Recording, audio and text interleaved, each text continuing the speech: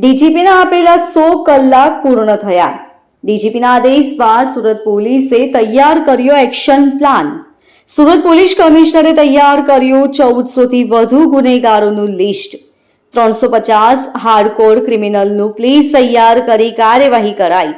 સમગ્ર શહેરમાંથી અસામાજિક તત્વોનું કરાયું લિસ્ટ તૈયાર. 18 ગુનેગારોને પાસા કરાયા. 21 સોશિયલ મીડિયાનો ખોટો ઉપયોગ કરનાર ઈસમોના અકાઉન્ટ ડિલીટ કર્યા. સોશિયલ મીડિયામાં ભાઈગીરી અને લુખાગીરી જેવા કન્ટેન્ટ અપલોડ કરનારના અકાઉન્ટ ડિલીટ કર્યા. શહેરમાં 4 મોટા ક્રિમિનલના ગેરકાયદેસર બાંધકામ દૂર કરાયા.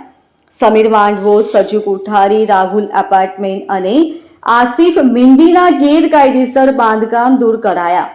100થી વધુ ગુનેગારો અને અસામાજિક તત્વોની અટકાયત કરી કડક પૂછપરછ હાથ ધરાઈ. ક્રાઇમ બ્રાન્ચ દ્વારા જુદા જુદા વિસ્તારમાંથી 45 અસામાજિક તત્વોની અટકાયત કરી કડક પૂછપરછ કરાઈ. ડુપ્લિકેટ પત્રકાર અને આરટીઆઈ એક્ટિવિસ્ટો સામે પણ પોલીસ કડક કાર્યવાહી ચાલુ છે.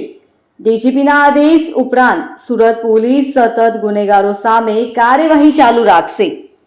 ડીજીપી સાહેબે જે આદેશ કર્યો એ મુજબ અમારા પોલીસ કમિશનર શ્રી અનુપમસિંહ ગેહલોત દ્વારા અમને માર્ગદર્શન સૂચના આપી એ મુજબ ટોટલ 1400 આરોપીનું લિસ્ટ તૈયાર કરવામાં આવ્યું છે કે જે લોકો શરીર સંબંધી ગુનાઓ, મિલકત સંબંધી ગુનાઓ થતા વારંવાર જે લોકો ગુનાહિત કૃત્ય કરતા હોય અને ટપોરી લોકો હોય, જેમને અગાઉ પાસા થઈ હોય, જેની ગુજસીટક થઈ હોય, તમામ આરોપીઓ જે છે એનું લિસ્ટ તૈયાર કરી દીધેલું છે. તે ઉપરાંત 350 જેવા હાર્ડકોર જે ઈસમો છે એનું પણ લિસ્ટ કરી દેવામાં. તે ઉપરાંત ક્રાઇમ બ્રાન્ચમાં 45 અને બીજા જે ઝોન છે બધા લેવલે ટોટલ 101 વ્યક્તિઓને રાઉન્ડ અપ કરી અને એને લાવી અને કડક ભાષામાં પૂછપરછ કરીને આગવા અંદાજથી એની સાથે કાર્યવાહી કરવામાં આવેલ છે. તથા તે ઉપરાંત જે લોકો આરટીઆઈ એક્ટિવિસ્ટ છે અને જે લોકો કહેવાતા બોગસ પત્રકારો છે અને જે લોકો પબ્લિકને રંજાડે છે એવા 60 ઈસમો વિરુદ્ધ પણ ગુનાઓ દાખલ કરવામાં આવે છે. તે ઉપરાંત આ જેટલા પણ ઈસમોનું લિસ્ટ છે એની તમામની મિલકતોની, પછી એના વીજ કનેક્શનોની, તેના બેંક એકાઉન્ટની, તેના આધાર કાર્ડ, પાન કાર્ડ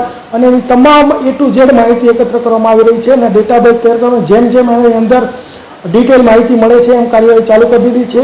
એના અંતર્ગત રાહુલ એપાર્ટમેન્ટનું ઉધનામાં મકાન પાડી દીધેલું છે. પછી અઠવાની અંદર સજુ કોઠારી અને લાલગેટની અંદર જે છે સમીર માંડવો કે જે ખૂબ જ ગંભીર પ્રકારના આરોપીઓ છે એના અત્યારે સુધીમાં ગેરકાયદેસર બાંધકામો દૂર કરવામાં આવેલ છે અને આની સતત અમારી ટીમો પીસીબી, એસઓજી, ક્રાઇમ બ્રાન્ચ અને તમામ ટીમો અત્યારે ફરી રહી છે, માહિતી એકત્ર કરી રહી છે. જેની માહિતી વેરીફાઈ થાય છે એનું તરત જ એના ઉપર એક્શન લેવામાં આવે છે અને આ એક્શન સતત ચાલુ જ છે.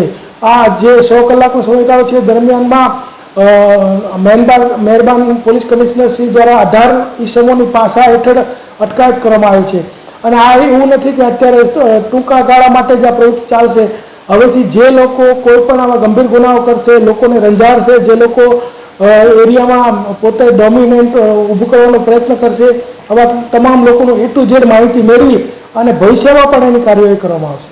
જાહેરમાં લોકોને હેરાન કરતા હતા અને સોશિયલ મીડિયા પર પણ આ લોકો આવો રોપ જમાવતા હતા, એવા સામે પણ કાર્યવાહી કરવામાં આવી છે તે કઈ રીતે? જે લોકો સોશિયલ મીડિયાની અંદર રીલ બનાવીને લોકોમાં ભયનો માહોલ ઉત્પન્ન કરતા હતા એવા 21 વ્યક્તિઓને લાવી અને એના એકાઉન્ટ ડિલીટ કરવાની કાર્યવાહી પણ ક્રાઇમ બ્રાન્ચ દ્વારા કરવામાં આવી છે. Bureau report LK star news, Surat.